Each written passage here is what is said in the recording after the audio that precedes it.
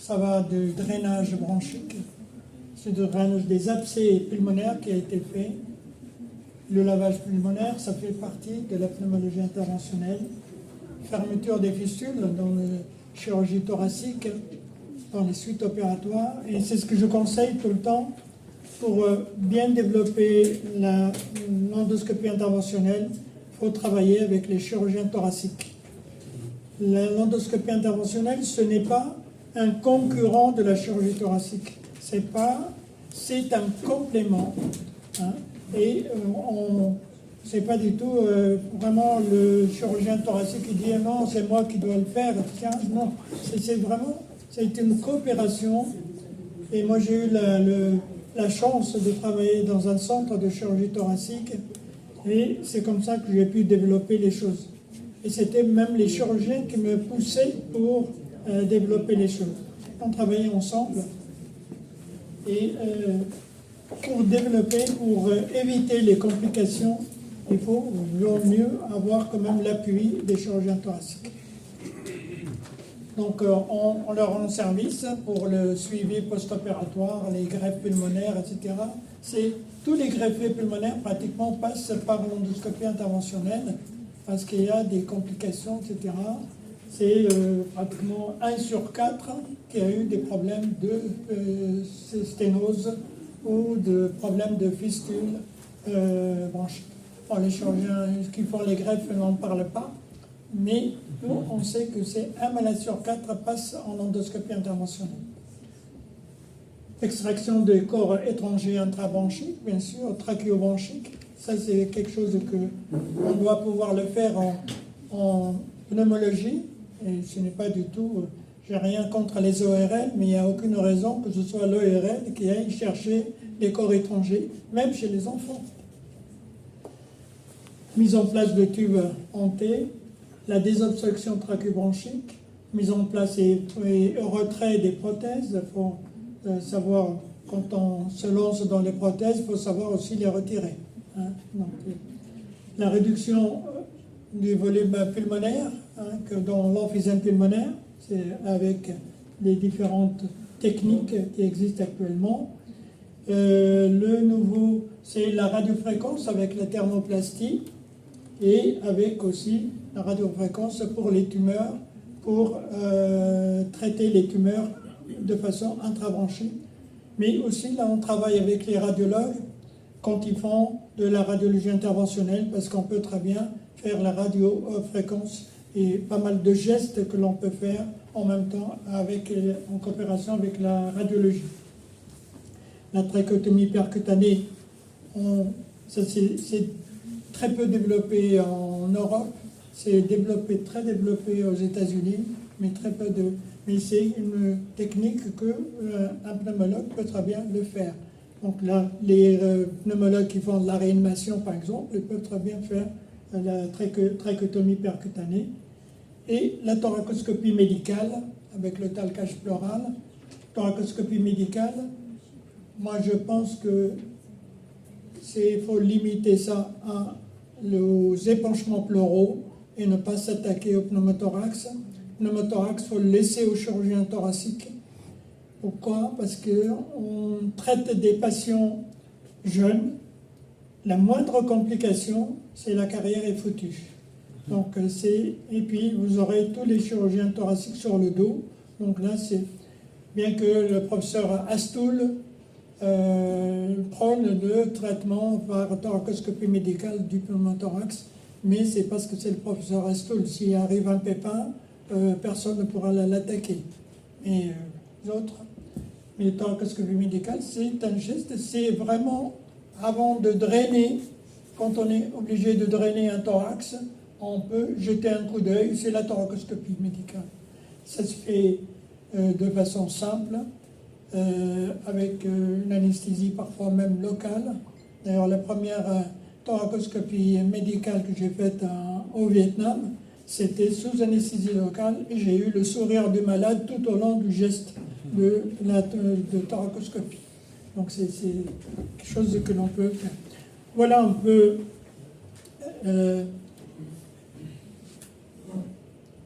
tout ce qu'on peut faire, et surtout, c'est constituer une unité fonctionnelle.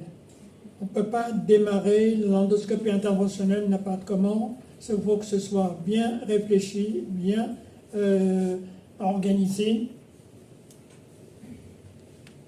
La vidéobronchoscopie, ça c'est la vidéo, c'est nécessaire.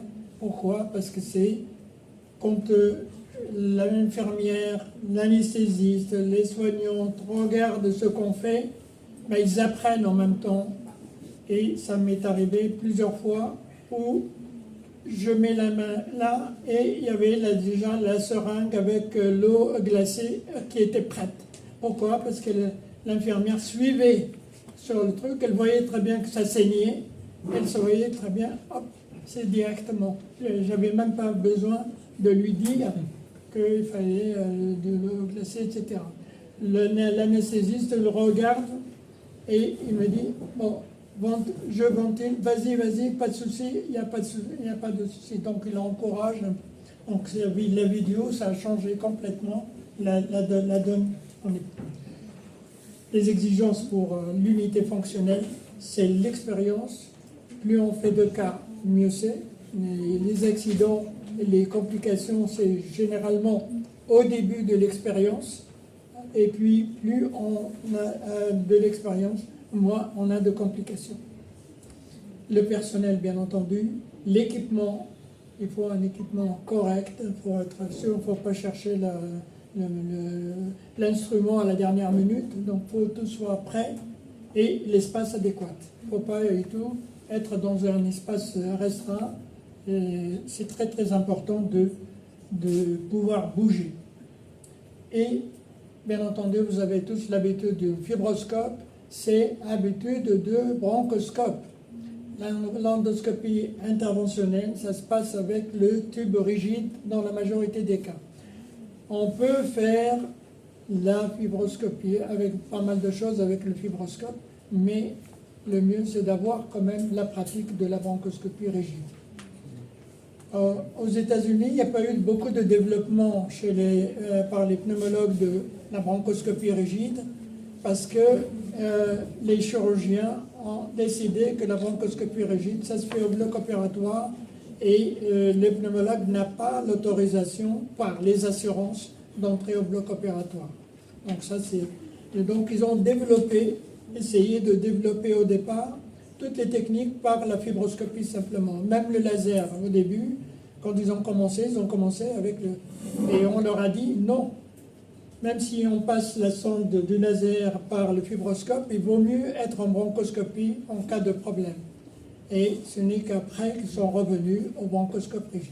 Donc la bronchoscopie rigide, et c'est la raison pour laquelle on a ça, on était très très nombreux, mais on essaiera que chacun passe un petit peu, au moins le bronchoscope, pour voir un petit peu.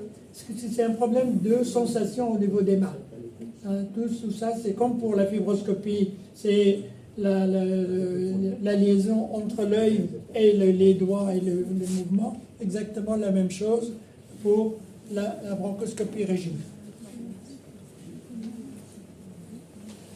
Donc l'équipe, c'est un travail d'équipe. Moi tout seul, je ne fais rien. Je ne peux rien faire, même si j'ai une grande expérience, etc. Tout seul, on me dit, voilà, il y a un malade, faire le truc. Je ne sais pas faire. Je le fais toujours avec l'anesthésiste. Généralement, choisir un anesthésiste qui a l'habitude de travailler avec les ORL, parce que les autres anesthésistes, pour eux, ils travaillent sur quelqu'un qui dort complètement. Alors que là, on se partage la ventilation avec le malade, avec l'anesthésiste. Donc il faut absolument qu'on va travailler avec une ventilation spontanée du patient. Donc on ne va pas l'endormir, donc il faut absolument que ce soit un anesthésiste qui... Et si vous n'avez pas vraiment un anesthésiste qui a envie de faire, ça ne sert à rien. C'est parce que ça ne marche pas, toutes les complications, etc., etc. Et puis, si vous voulez, il ne va pas vous encourager, il va plutôt vous freiner. Donc vous allez avoir peur et vous n'allez pas bien travailler correctement. comme je vous ai dit tout à l'heure, la grande salle et la petite salle par rapport. La ventilation, je viens de vous dire, utilisation facile pour offrir une oxygénation optimale, donc c'est surtout l'oxygénation. La ventilation optimale et le moindre risque barotraumatique et permettre pour l'anesthésie pour qu'il permette le travail continu de l'endoscopiste. Donc il faut absolument, si je peux me concentrer sur la tumeur, sur le bronchoscope, etc., mais je ne peux pas gérer le reste. Si je dois gérer en même temps, là, il y a une dissature ou ceci, cela, ce n'est plus, je ne peux pas travailler correctement. Donc il faut que l'anesthésiste, donc c'est un travail d'équipe. Il faut envisager toutes les complications possibles lors d'une séance de bronchoscopie interventionnelle. D'abord les complications liées au patient, c'est-à-dire l'insuffisance cardio-pulmonaire peut décompenser, l'épanchement pleural, l'épanchement péricardique, l'infection, tout ça ce sont des complications liées au patient lui-même. La technique, le barotraumatisme de la ventilation, les perforations des voies aériennes, là on va utiliser la thermocoagulation, on va utiliser le laser, moins que pour la cryothérapie, il n'y a pas de perforation, mais il y a les autres techniques aussi peuvent avoir une perforation. Donc là,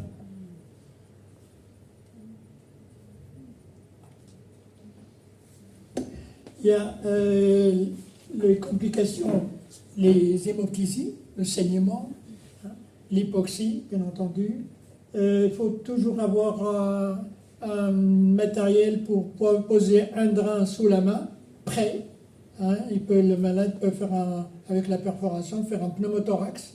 Et donc, ça nous est arrivé 2 ou 3 fois où le malade il est vraiment une dessature de façon importante. En fait, il a fallu taper un peu sur le thorax pour comprendre qu'il y a un pneumothorax. Donc, mettre un drain tout de suite dans la salle de soins. Les problèmes liés au stent, bien sûr.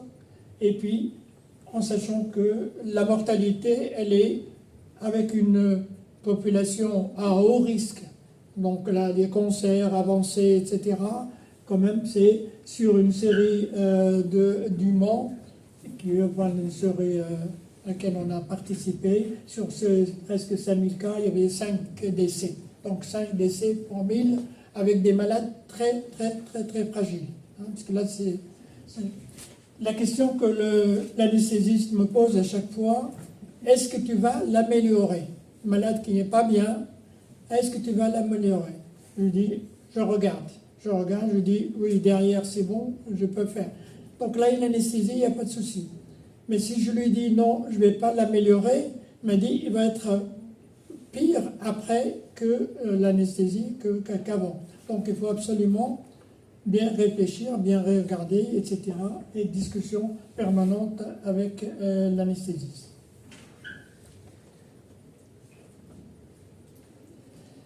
Deuxième point, avant d'aller sur les techniques, c'est la formation. La formation, c'est apprendre